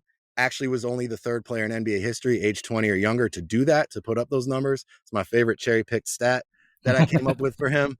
The other 2 are Luca and Laurie Markkanen, actually. But I just think people forget that he was a kid who did not play college basketball, didn't play in the G League or anything like that. He essentially came straight out of high school. He just had that internship year in between. And for him to come in and be a contributor in the playoffs in his rookie season, and then come in as a 20-year-old and average 13 and 7 when he's being asked to do way too much for this stage of his development, I thought he did admirably. And I think next year he's a guy that's going to explode. I'm just going to say it. I mean, I think he's, you could be looking at like 18 and 9 with increased efficiency, and the guy that like everybody's talking about, maybe a most improved player candidate. I don't know why people are sleeping on him. I don't know what people are seeing that. I can tell you why people are sleeping on him. Can I put out the fire a little bit? Can I give the statistical case, Jacob? Can I take that role from you for a second? I don't want this. I don't want the statistics, man. I want the eye test. No, I'm just playing. I mean, I know the numbers are ugly. So Brett, yeah. I'm not burying the kid. I see some of the stuff on film that I think you bring up all the time in the group when you talk about Darius Baisley. But when you look at statistical profile for this kid, he was at the 17th percentile in terms of total offense. So 19th percentile in spot ups, 29th as a ball handler in pick and rolls, 31st in isolations, 21st as the roll man. His best number was 71st percentile off of cuts, which is great. I love to see him being active off the ball. But jump shots, 20th percentile on jumpers, 23rd percentile scoring around the basket, and the 18th percentile in catch and shoot. So offensively, he is an incredibly raw player.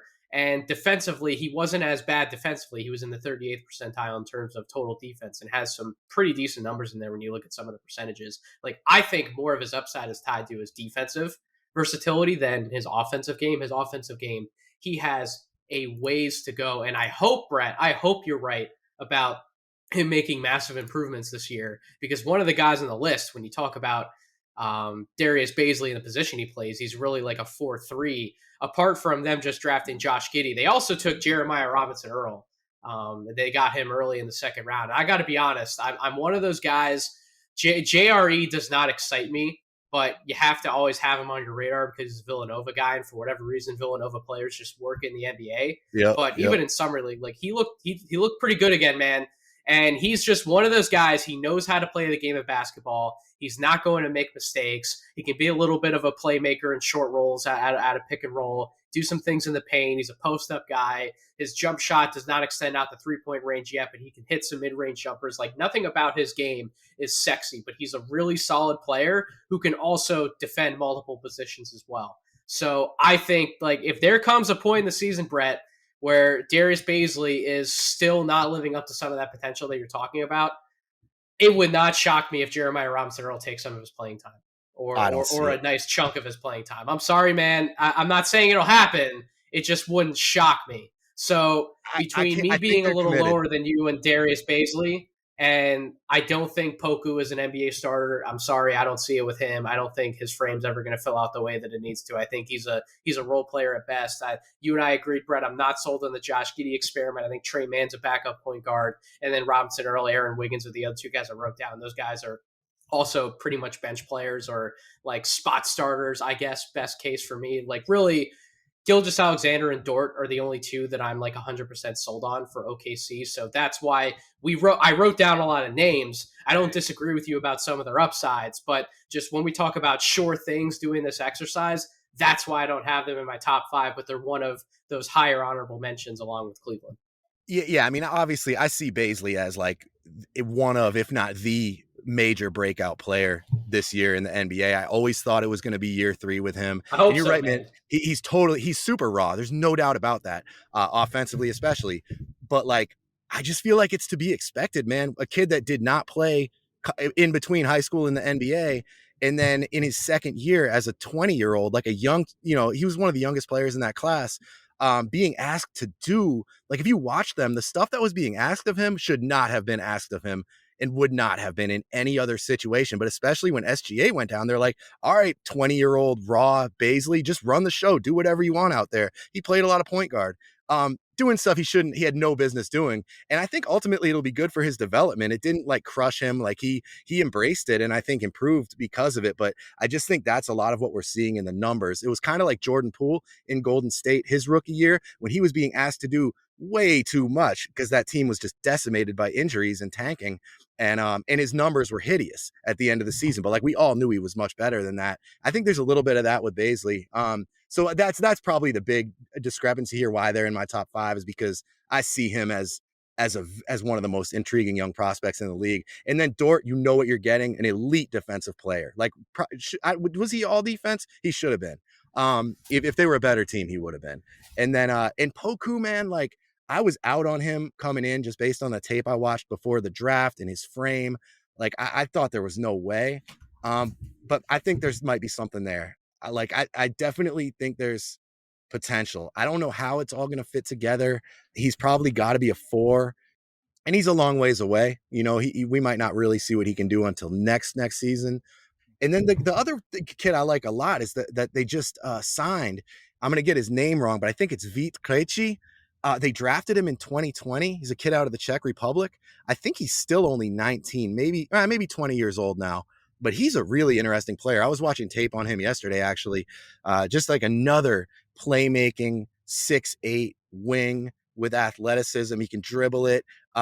Willing shooter, maybe not a great shooter, but just another really interesting player. And I think he could maybe get some minutes. He blew out his ACL. And he'll get minutes. If Poku could get as many minutes as he did in his rookie year, I guess just this collection of like Krejci and Poku and Josh Giddey and Baisley, like you have all these guys that are just, and then even like SGA's long too and can defend some wings and stuff. So you just have all this versatility. I don't know exactly how it's going to shake out and who's really going to rise to the top other than Baisley and Shea. I think Dort, I think we kind of know what he is, but like between those other few guys, I think if even one of them hits, you're looking at an awesome young core, and I had to put them in my top 5.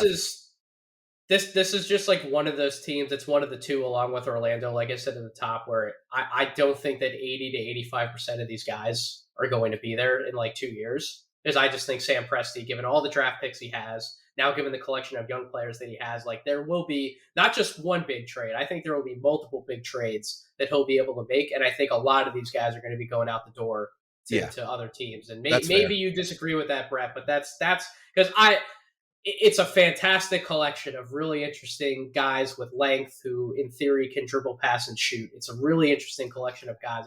I don't know how all of them fit together, and that's what I see happening. No. I don't know if Jacob, if you disagree with that point at all either. No, I agree. I think Presti is intentionally going for these kind of home run picks like Poku, like Josh Giddey, where the potential floor for these guys is very, very low. Yeah, non-existent. They're out of the NBA. But the upside for someone like Josh Giddey is, a 6'8" kind of point guard, a kind of I don't even know how to describe what he could be as a kind of as like peak, and the same with someone like Poku. Like, God knows, they're kind of these like singular kind of talent potentially. With someone like Baisley as well, I think that there's so much room. Like you think like imagine someone like Jalen Brown, because Jalen Brown was similarly very raw, very bad, kind of coming out of the coming into his first year. Imagine him put in the situation someone like Baisley was put in last year. Like you said, Brett, the amount that was put on Baisley's shoulders. There's a lot of guys that we now look on, like a Siakam, a Jalen Brown, a Brandon Ingram, who, if we put them in those situations when they were 19 and 20 years old, they would probably do as well or worse than a Baisley did last year. So I'm willing to give someone like Baisley another couple years to develop, and maybe he goes the other direction. Maybe he goes the the Josh Jackson direction rather than that, to eventually become like an all-star and above level player. But I think with OKC, they are just going to keep swinging home run until they get them. And I think whether 80% of these young players stay on this roster going forward, if 20% of them stick and are good players, this is still one of the best young cores to me. Even if it's just SGA, Baisley, and Lou Dort that end up long term, I still think with some of the other young players they have, this is still one of the best young cores. I do think they will make a trade, Nathan, too, to like, I agree with what you said. Like, I do think that's the ultimate plan. I do think they're going to want to bring in another big piece to put next to SGA. So yeah, I agree. Mm-hmm. That's kind of the ultimate plan, but I still think they're going to end up with at least a few of these guys going forward. And I like the outlook for a few of them. There's no doubt about that. I think Shai's up there too when we're talking about the best players in this conversation. Like he's not that far below Trey. I don't even know if I'd say he's below Ja at all. I think he might be better than Ja, but he's in that conversation. Like he's really good, and his season just went totally under the radar for all those reasons. People just kind of didn't notice it, but he was good. Brett, who was your number 4 team? Was it Atlanta? Yeah. Atlanta was definitely in. Atlanta was probably my number 3, but we already talked about them, so I'd say OKC was my number 4. So I think we've worked through everybody's 1 through 4, or do you have one more, Jacob? No, I've actually now hit on all my 5, so I'm gonna have to go to 6th last for yeah. So your 5 in order was, Jacob? My 5 in order was number 1, the Atlanta Hawks, number 2, the Pelicans, number 3, the Cavaliers, number 4, the Grizzlies, and 5, the OKC Thunder. Okay. Yeah, yep. I think that was about mine too. I'm trying to think now, because obviously the Pels. I think mine would probably go Boston, Pelicans, Atlanta, Memphis, OKC. That would probably be my 5. So I have the last team then. This is my team. So I had Pelicans, Hawks, Celtics, Grizzlies in that order. My number 5 was the Houston Rockets. That's my number 5. And listen, I know half of these guys haven't even played a minute in the NBA yet, but they absolutely killed the draft. This past draft, they nailed it. Jalen Green, Josh Christopher, Alperen Şengün, Usman Garuba, they bring in all of those guys. They have Kenyon Martin Jr. still, who's only 20 years old. Jayshawn Tate, Christian Wood. I know they're technically outside of the age range for the exercise per Jacob, but they're still like right there at 25, and it's only going to be Tate's second year. And then you have the most interesting player that we can talk about, Kevin Porter Jr., who is still only 21 years old. And I think that Kevin Porter Jr. and Jalen Green are going to form one of the most explosive backcourts in the entire NBA, and it may take a few years for them to properly gel. But I think Jalen Green he wouldn't obviously make like my top 5 guys that we've talked about in this exercise today, but I think down the road, Jalen Green could be right behind Zion as like the second best player on this list. I am that high on his upside. I think I've completely flipped. I know that I didn't rank the draft picks this year. As you guys know, I have like a tier system. I had Cade and Jalen Green in the same tier as like potential MVP caliber prospects, and that tier 1 doesn't always have somebody in it. Each draft, you need to be really special to be in that tier. But I think that I've come out at this point far and ahead. Jalen Green is like my guy to me in this draft class. I really think he's going to be that MVP caliber player. And Kevin Porter Jr., I think, is also a stud. He was 4th on my list of the 10 guys from the last 3 drafts. So I think you're going to have like the quote unquote better year next year. He was number 4 on that list on that pod I did with Chad. And just all of the young building blocks they have in place. I mean, Jalen Green, Kevin Porter Jr., Şengün, I think can all be potential star level talents. I think that Christopher Garuba, Jayshawn Tate, and KJ Martin, those are all role player level talents. And Christian Wood's kind of like in the middle between like star and role player for me. If he is in Houston long term, I mean, just putting him in that conversation, that still gives Houston another really, really good building block. So that's why I think what they're building, given the situation they had with James Harden, all of the toxicity in that locker room, what they ended up doing to move on from that situation, retain somebody like Christian Wood who wanted to come play in Houston, and then what they've done with all of their draft picks or some of them that they were able to accumulate and then ultimately make decisions with. Like, I'm sorry, this was absolutely phenomenal team building this past offseason. I know that Houston's going to be a dog shit team this year. I get it, the whole 9 yards. They're going to be towards the bottom of the league, but give them like 2 to 3 years, and I really think they're going to be competing for a higher spot in the Western Conference, because I think Green, Kevin Porter Jr. are going to be one of the most dynamic backcourts. And I'm a believer. I know, Brett, you're a believer in Şengün as well. I think that Şengün really does have star level potential. Not like superstar, but my comp for him before the draft was always like a Domantas Sabonis type player. And I think that he can absolutely hit that ceiling. And if he does, now you're talking about it's a lot easier to see what Houston's building when you throw Tate in there as well. You have Garuba, you still have Wood. Like, they don't need that many more guys to fill out that roster as long as everyone keeps developing the way that I think they can. So I'm all in on Houston's young core. To me, see more certainty with their young core as opposed to like OKC and Cleveland. I know Detroit made my honorable mentions, Orlando, and then Minnesota I snuck in there, although Towns and Russell are technically past this exercise. But those were like my 10 teams. I think Houston, to me, is right there at number 5. And if we do this exercise like a year or two from now, I could absolutely see them jumping up this list. Yeah, I'll tell you the only reason I didn't have them in my top 5, and you laid it out right at the beginning, is just that we haven't seen them, most of these guys play at the NBA level. That was really the only thing that was holding me back. Cause like, I mean, I love Kevin Porter Jr. He's truly one of my favorite players. Like, if I was really listing like my 10 favorite players, he'd definitely be in there. Absolutely love his game. And I mean, I think there's a non-zero chance that he could be better than Jalen Green long term.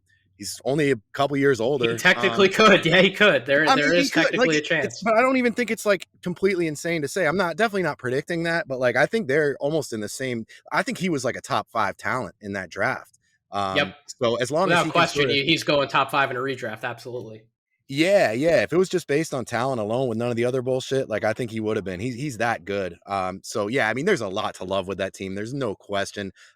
Kenyon Martin Jr. like low key could be a really important piece for them going forward. I've loved everything I've seen from him. He's been super impressive throughout his time there. So yeah, I'm excited about them too, man. Absolutely. They would definitely be one of my honorable mentions. And you mentioned Minnesota, like, yeah, Cat and D'Lo have aged out of this, but shit, they still got Ant-Man and Jaden McDaniels. Like, so just those two alone right there is like, that's pretty, probably deserves an honorable mention.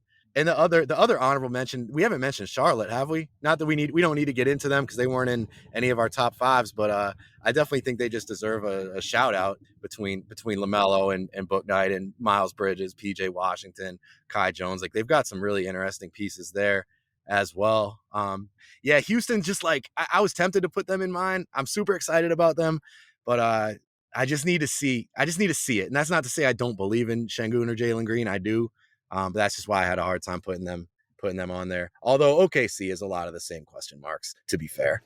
Yeah, Charlotte, I mean, the Ball and Bridges, to me, those are like the certainties that I have out of their quote-unquote young core. I'm not as sold on some of the other guys, although I do like the Book Knight pick. I'm not as sold on Kai Jones and JT Thor. I think those are absolutely project picks. But yeah, just those two alone. I mean, LaMelo Ball, shit, yeah, if we were ranking players doing this exercise, I mean, LaMelo Ball would be right up there with everybody else. So absolutely. No doubt. Yeah, I had Houston in that kind of 6, 7 to 10 range with teams like Golden State Warriors, the Detroit Pistons, Orlando Magic, that kind of thing. These teams where there's a lot of unknowns, and it you mentioned right at the start, Nate. It comes down to the fact that Green, Garuba, Şengün, these guys, we have no idea what they're gonna be for sure. Like those are all names I've heard since the start of this process. I mean, we have the Ennis twins in our group.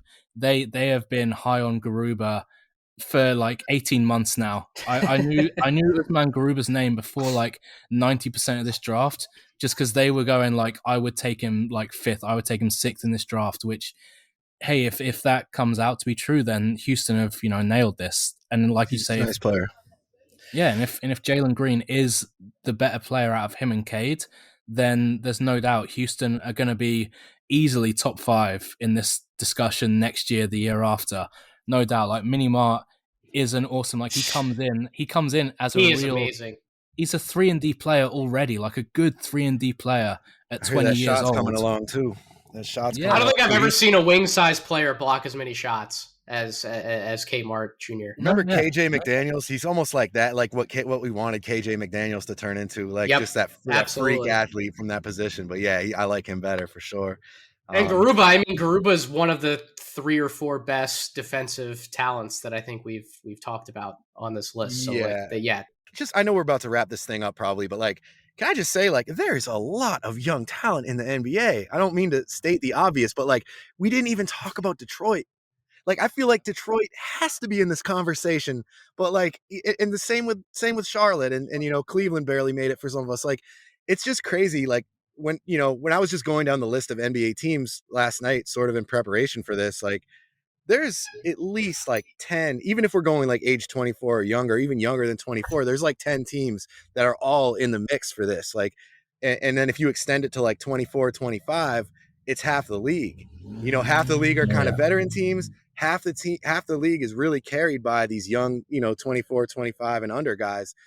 It's just crazy how much young talent there is in the league right now. There's no way it's ever been this high of a level. And I think just having this conversation sort of speaks to that. Like Detroit, we didn't even talk about them. How is that possible when you talk about, Cade Cunningham and Sadiq Bey and Killian Hayes and Beef Stew and all these guys? Like, Josh Jackson's still only 24 years old. Saban Lee. They brought in Hamidou Diallo, who's still only 23 years old. They have a Frank great Jackson's still young. Frank Jackson. Still young. Yeah, they do. They belong in this conversation. I feel bad we didn't talk about them, but I just think that speaks to the depth of young talent in the NBA. If there was ever a year to have NBA League Pass, this is the year. Yeah. You need to watch every team has a reason to watch them. We didn't talk about Orlando. Like, I mean. Yes, Orlando have so many like top 10 picks. They've just brought on. They are the island of misfit toys. They are just saying, give us your Wendell Carter Juniors, your Markel Fultzes, your RJ Hamptons. They go like 9 deep in like real potential, like high level NBA players in the future. We just have to see how they develop. But also, all of those guys could wash out going forward, so it's difficult with the team like Orlando. I think Suggs is a sure thing, and then you got Jonathan Isaac coming back. Chuma Okeke is, I think, a sure thing, at least as like a good role player. They're very deep too, but again, they're another one of those teams, like you guys said, like most of those guys probably won't be there. We don't know how it's going to shake out. We haven't really. I wanted to avoid talking about Cole Anthony. I wanted to hide in my foxhole for that one a little bit. After this summer league, I wanted to hide a little. It was rough. It was rough, man. I feel you. Still, even teams like that wouldn't make the top 10, like the Spurs have like Keldon Johnson, Lonnie Walker, who looks great, Devin Vassell. They have like a nice DeJounte Murray. The Toronto Raptors with Scotty Barnes, OG, Precious, and Malachi Flynn. Like, that's a nice little core, and then they're not close to the top. They're not close to the top 10 though. Realistically, when you compare them to like a Detroit or the Charlotte Hornets or Houston or whatever. Like it's crazy. Sacramento have Fox and Halliburton and Davion Mitchell, who naturally obviously took the headlines in summer league. That's a 3-headed dragon in the backcourt. Yeah, and they're not going to get a look in for the top 10 cores. 2 of those guys might be all stars one year. Yeah, like we're not even talking about them right now. It's so deep. The league's in good hands. There's no doubt about that. It's awesome. Such an exciting time to be a fan and be talking about the league on podcasts and stuff. I love it. Oh yeah. Oh yeah. Yeah. So, did we cover everything? I think we did. Yeah. We got everything for sure, and this is one hell of a podcast. This was a deep podcast, and I'm glad that I could be a part of this, and I'm excited. I want to talk more NBA with you boys this year. Hopefully, this merger lets that happen. But I want to. Yeah, and I want to talk more. I want to talk more scouting. So that it works out. I really appreciate people like you, Nathan, that do this year round. You know, that really dive in deep. Like I can learn so much because like I love keeping an eye on prospects and doing a little scouting where I can, but like, you know, it's kind of a blind spot for me in a way. Like there's a lot of guys I just haven't seen or just don't know about, and being able to listen to your podcast and read your stuff, it's like, oh, okay, that's a guy I'm going to go check out. Like Şengün, like I didn't know anything about him, but you put me onto him, and then I was able to dive in a little bit by myself and find out that I really like him. So it's a very valuable thing that you offer, man, especially for people like myself that are just balls deep in the NBA. And like, it's just, I only have so much time. I don't have time to kind of find these guys on my own. So for you to sort of, to put me onto them is great, man. And yeah, I hope to do more in that area, and look forward to doing a lot of NBA stuff with you and more crossovers like this, man. Yes, it's always a lot of fun. It really is. And we're definitely excited to be teaming up, man. Yeah, it was so good when because like Steve said, he like came to us. He was like, "Boys, what about teaming up with Nate at Draft Deeper?" And I was like, "Fuck yeah!" Nate has such good content. He works so hard. That's perfect. I'm all in, and I'm so glad we were finally able to make it official, get it out there, and start the work, baby. Let's go. Yeah, we still got things to figure out, but I'm all for figuring things out on the technical side. My producer Kevin is one of the best people that I know, and he'll be able to help out with whatever we need on that front as well. So I'm excited, and I know that I will be having you boys on my show very soon. I'm bringing back 30 questions for 30 NBA teams. I'm bringing it back, and we made it through that slog last year, and I'm excited to be able to do that podcast series again with you guys. Absolutely, man. Likewise. Let's go. Well, I guess that's going to do it for us today. That was a super fun podcast. Did Steve just kind of like Irish goodbye? We never. He 100% did. Yeah, we never really said it, but Steve had to leave. He had a lot going on today, so he was here for the beginning, and he dipped somewhere in there. But we'll have him back on next time, of course. But thank you guys so much for doing this. That was a ton of fun, as always, and I'll try to get this out as quickly as possible. Thanks everybody for listening. Catch you next time.